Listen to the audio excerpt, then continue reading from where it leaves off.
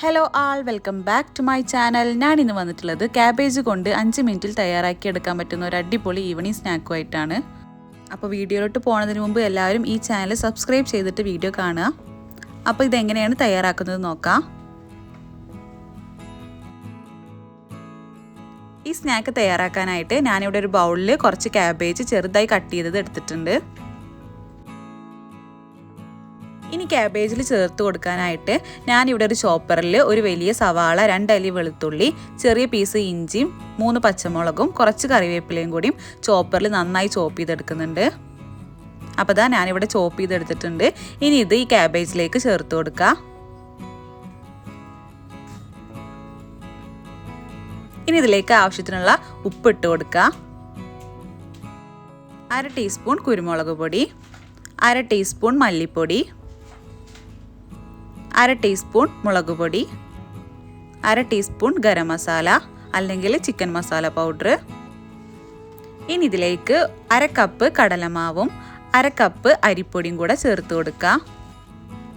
ഇനി ഇതിലേക്ക് ഒരു കോഴിമുട്ട പൊട്ടിച്ചൊഴിച്ചു കൊടുക്കുക.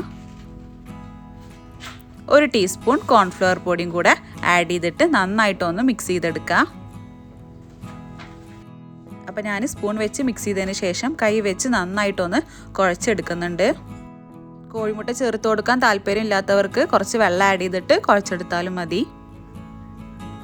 അപ്പോൾ അതാ ഞാനിവിടെ നന്നായിട്ട് കുഴച്ചെടുത്തിട്ടുണ്ട്. ഇനി ഇതൊരു 10 മിനിറ്റ് റെസ്റ്റ് ചെയ്യാൻ വേണ്ടി വെക്കാം. അപ്പോൾ അതാ 10 മിനിറ്റ് വെച്ചതിന് ശേഷം മാവിൽ വെള്ളം എന്തെങ്കിലും അധികം തോന്നുന്നുണ്ടെങ്കിൽ കുറച്ച് കടലമാവോ അരിപ്പൊടി അല്ലെങ്കിൽ ബ്രെഡ് ക്രംസോ ആഡ് ചെയ്തിട്ട് ഒന്ന് ടൈറ്റ് ചെയ്തെടുക്കാം. ഇനി ഇത് കട്ട്ലേറ്റിൻ്റെ ഷേപ്പിലൊന്ന് പരത്തിയെടുത്തിട്ട് ഫ്രൈ ചെയ്തെടുക്കുക.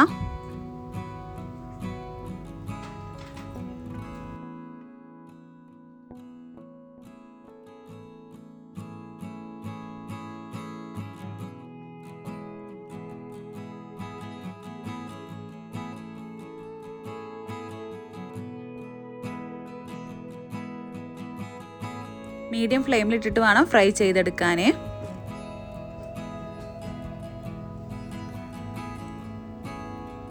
ഒരു സൈഡ് ഫ്രൈ ആയി കഴിഞ്ഞാൽ അടുത്ത സൈഡിലേക്ക് മറിച്ചിട്ട് കൊടുക്കുക.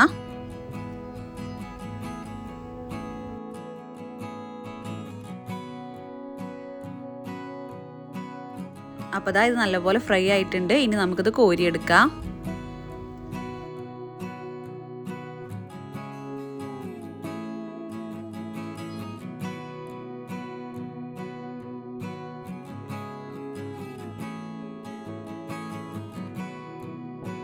ഇനി ബാക്കിയുള്ളതും ഇതുപോലെ ഒന്ന് ഫ്രൈ ചെയ്തെടുക്കുക.